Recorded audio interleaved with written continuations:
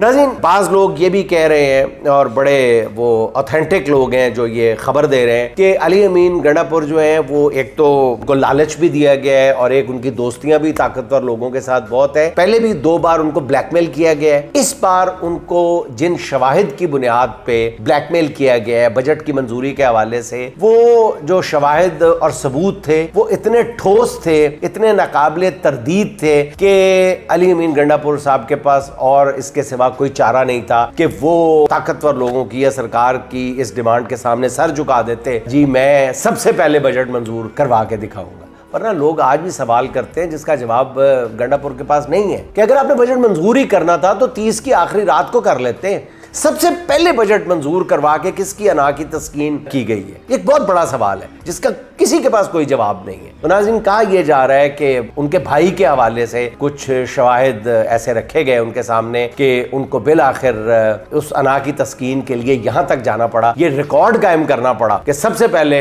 आप बजट मंजूर करें, बगैर किसी रद्दोबदल के करें, और बगैर किसी रद्दोबदल के ही बजट मंजूर करवाया गया। नाज़रीन, अजीब व गरीब बात है जिसका गंडापुर के पास भी कोई जवाब नहीं है।